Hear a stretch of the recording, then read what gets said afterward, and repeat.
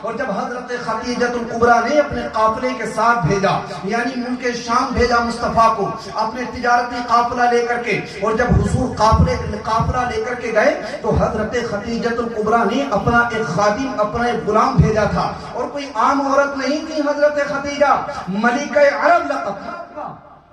ملکہ عرب یعنی عرب کی ملکہ، بہت بڑی تاجرہ تھی، بہت بڑی بزنس مین تھی، 20 نوکرانیاں آپ کے گھروں میں کام کیا کرتی تھی، بہت زیادہ خادم آپ کے گھر میں کام کرتے تھے۔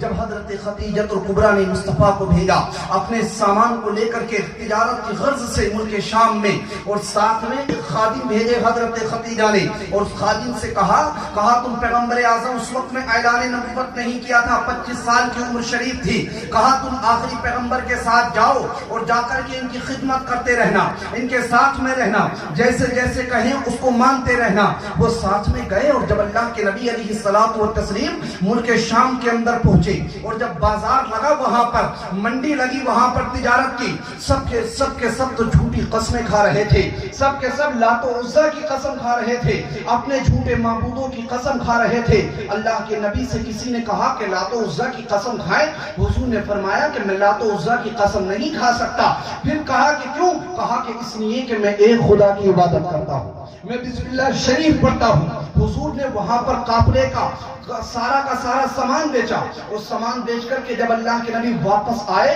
اور جب حضرت خدیجۃ الکبریٰ نے جو خادم ساتھ میں بھیجے تھے اس خادم سے کہا کہ بتاؤ تم ساتھ میں گئے تھے، خدمت کی ہے نہیں کہ تم نے آخری پیغمبر کی؟ تو وہ خادم مسکرا کر کے کہنے لگے، بولے کہ ملکہ عرب تم میری خدمت کی بات کرتی ہو، میں نے تو سسٹم یہ دیکھا، آپ نے تو مجھے ان کی خدمت کے لیے بھیجا تھا، لیکن میں نے تو ان کا حال اور ان کا سسٹم اور ان کا کردار کتنا بلند و بالا دیکھا۔ وہ مصطفیٰ، وہ محمد عربی خود تو بعد میں کھا رہے تھے اور مجھے پہلے کھلا رہے تھے۔ کہا میں نے دیکھا سفر کے اندر اگر کوئی پریشانی آتی تھی تو وہ میرے لیے آسانی فرما دیا کرتے تھے، کہا خود بعد میں پیتے تھے، مجھے پہلے پلا دیا کرتے تھے، اور کہا میں نے تو سسٹم یہ دیکھا کہ راستے کے اندر جب ہم سفر کر رہے تھے تو سارے لوگوں کے اوپر تو دھوپ آ رہی تھی، لیکن اس پیغمبر کے اوپر آسمان کے بادل سایہ کر رہے تھے، سبحان اللہ۔ کہا ان کا کردار اتنا بلند و بالا ہے کہ ملک شام کے اندر سب کے سب لوگ جھوٹی قسمیں کھا کر کے اپنے مال کو فروخت کر رہے تھے، لیکن وہ پیغمبر حق و صداقت کے ساتھ جب آپ کے مال کو بیچ رہا تھا تو اس ملک شام کے اندر کسی کا مال اتنی قیمت پر نہیں بکا تھا جتنی قیمت پر آخری پیغمبر نے تمہارے مال کو بیچا۔ بے شک، سبحان اللہ سبحان اللہ۔ کہا کوئی نہیں تھا ان کے مماثل، کوئی نہیں تھا ان کی طرح۔ یہ تعریفیں سنی ملکہ عرب نے، حضرت خدیجۃ الکبریٰ نے، تو تم مسکرا کر کے بولو سبحان اللہ۔ اور آپ بھی اپنے پیغمبر کی سنت پر عمل کریں، اور پھر دیکھیں حضرت خدیجۃ الکبریٰ نے اتنا سنا تو پہلے سے تو آپ کو پتا ہی تھا کہ مصطفیٰ کے چرچے سارے مکہ میں ہیں، دور و دراز ہیں، آس پاس کے ملکوں کے اندر ہیں۔ آپ نے نکاح کا پیغام بھیج دیا مصطفیٰ کے لیے۔ اب بھی نہیں بولو گے سبحان اللہ؟ مصطفیٰ کے لیے نکاح کا پیغام بھیج دیا، نکاح کا۔ اور بڑے بڑے مکہ کے سپر پاور چاہتے تھے کہ حضرت خدیجۃ الکبریٰ ہم سے نکاح کر لیں، لیکن حضرت خدیجۃ الکبریٰ نے ان کے لیے نہیں بھیجا پیغام۔ کس کے لیے بھیجا؟ تمہارے اور میرے نبی کے لیے پیغام بھیجا، اور ڈائریکٹ نہیں، اپنی کنیز کو بھیجا۔ کنیز نے کہا پیغام مصطفیٰ کے لیے بھیجا گیا، تو یہ تو بہت باعث۔ اور جب پیغام گیا تو حضور نے سنا، اور سن کر کے حضور نے فرمایا کہ ٹھیک ہے، لیکن میں اپنے چچا جناب حضرت ابو طالب سے مشورہ کر کے بتاؤں گا۔ اب بتائیں وہ نوجوان سنے، مصطفیٰ کو کس کے مشورے کی ضرورت تھی بھائی؟ نبی کو کس کے مشورے کی ضرورت تھی؟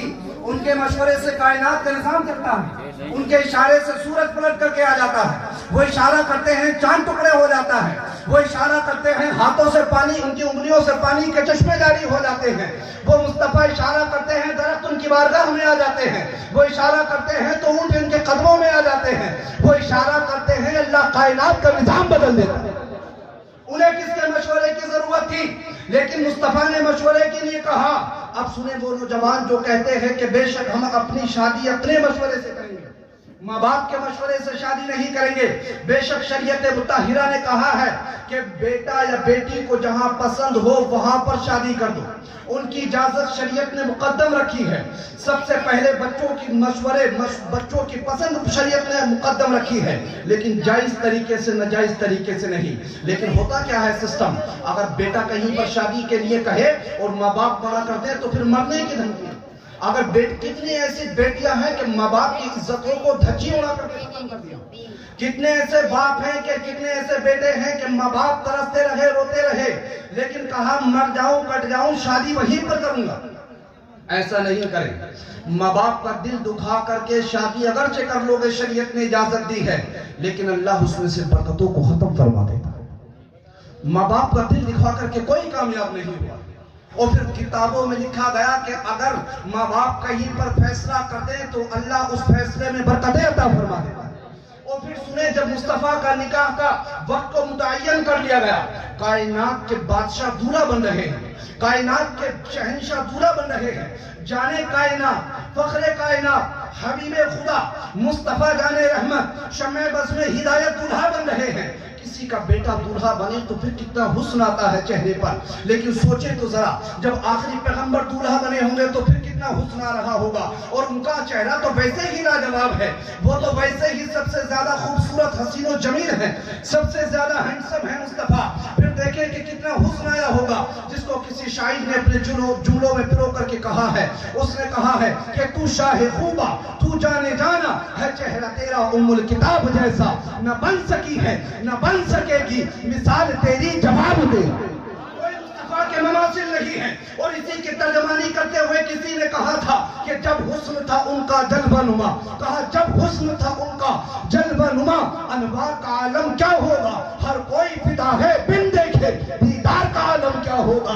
और कहा हर कोई फिदा है बिन देखे दीदार का आलम क्या होगा। फिर कहा कि जब चांद से रोशन एड़ी है तो रुखसार का आलम क्या होगा। और जब उनके गदा भर देते हैं शाहाना जमाना की झोली, मुहताज का जब ये आलम है तो मुख्तार का आलम क्या होगा। मुस्तफा सबसे लाजवाब। और हुजूर का फिर निकाह किया गया। जब अल्लाह के नबी का निकाह हुआ और निकाह के बाद जब हजरत खदीजतुल कुबरा आपके मकान के अंदर आई, घर के अंदर आई, मलिका अरब थी, मलिका अरब यानी नौकरानियां आपकी काम किया करती थी, सबसे ज्यादा अमीर और बिजनेसमैन थी मक्का के अंदर, अरब के अंदर हजरत खदीजतुल कुबरा। लेकिन किताबों के अंदर लिखा हुआ है, तारीखें पढ़े, 20-20 नौकरानियां जिसके घर में काम करती हो वो कायनात के नबी की बीवी, वो हमारे हम सबकी मुसलमानों की माँ जब अल्लाह के नबी के निकाह में आई तो आकर के अपने हाथों से रोटी पका करके दिया करती थी, मुस्तफा की खिदमत किया करती थी। एक मर्तबा तो क्या हुआ, हजरत खदीजतुल कुबरा खाना लेकर के आ रही थी बारगाह रिसालत मआब में, अपने हाथ से रोटियां बना करके। और यहाँ तो सिस्टम यह है कि जरा सा बेहतर घराना मिल जाए तो लड़की लड़के को नजर में नहीं लेकर के आती, लेकिन कायनात के नबी की बीवी की सीरत पढ़ करके देखें, मेरे घरों की बहन बेटियां और कनीज़े फातिमा बन करके देखें, अल्लाह उनकी जिंदगियों में खुशहालियां अता फरमा देगा। कायनात के नबी की बीवी जब मुस्तफा के लिए खाना बना करके लेकर के आई, इधर तो हजरत खदीजतुल कुबरा खाना परोसने के लिए खाना लेकर के आ रही थी, इधर बाद में अपनी बारगाह रिसालत मआब में अल्लाह की बारगाह से ताइरुस सिदरा बुलबुले सिदरा हजरत जिब्राइल अलैहिस्सलाम मुस्तफा की बारगाह में हाजिर हो गए। और हाजिर होकर के अर्ज करने लगे कि या रसूल अल्लाह, ये आपकी शरीक हयात हजरत खदीजतुल कुबरा आपकी खिदमत करती है, अल्लाह को इनकी अदा इतनी पसंद आई है कि अल्लाह ने उनके लिए सलाम भेजा। नारे तकबीर, नारे रिसालत, मसलके आला हजरत। अल्लाह ने उनके लिए सलाम भेजा है। सलाम किस लिए? इसलिए कि वो नबी की अपने शोहर की खिदमत कर रही है। चाहती तो नौकरानियों से करा सकती थी, उनके घर के अंदर जो खातिमा थी उनसे करा लेती, लेकिन खिदमत की, अपने शोहर की खिदमत की, मुस्तफा की। और पैगाम दिया दुनिया की तमाम बेटियों को, कहा कि तुम दुनियावी लोगों की एक्टरों के तरीकों पर चल के नहीं बल्कि कनीज़े फातिमा बनकर के जिंदगी गुजारो। तभी तो उनकी बेटी फातिमा तो ज़हरा जन्नती औरतों की सरदार बनी है, तभी तो उनके नवासे हजरत इमाम हसन और इमाम हुसैन जन्नती जवानों के सरदार बने। जब कुरान पाक की सबसे पहली सूरत नाज़िल हुई, सूरह इकरा, कौन सी सूरत? اقرأ بسم ربک الذی خلق، یہ 5 آیتیں جب نازل ہوئی کہا غار حرا کے اندر، اور جب حضور پر قرآن نازل ہوا تو حضور کو بہت زیادہ شدید، حضور کو گھبراہٹ محسوس ہوئی اور حضور پسینے پسینے ہو گئے۔ اللہ کے نبی علیہ الصلوۃ والتسلیم غار حرا سے تشریف لے کر کے آئے حضرت خدیجہ الکبریٰ کے مقام پر، اپنی شریک حیات کے حجرے میں کمرے میں تشریف لے کر کے آئے، اور حضور نے آ کر کے فرمایا کہ زملونی یا خدیجہ، زملونی یا خدیجہ، زملونی یا خدیجہ۔ حضور نے فرمایا کہ خدیجہ مجھے چادر اڑاؤ، خدیجہ مجھے چادر اڑاؤ، میرا دل کب کب آ رہا ہے۔ اور پھر اللہ کے نبی علیہ الصلوۃ والتسلیم کو چادر اڑائی گئی، اور پھر حضور نے کہا آقا نے لقد خشیت علی نفسی، حضور نے فرمایا کہ خدیجہ مجھے اپنے نفس کا خوف ہے، مجھے اپنی جان کا خطرہ ہے۔ اب دیکھیں حضور کی شریک حیات کے جملے دیکھیں، کلمات کیا تھے، کیا زبان مبارکہ سے جملے نکلے، کیا تشفی بخش جملے تھے۔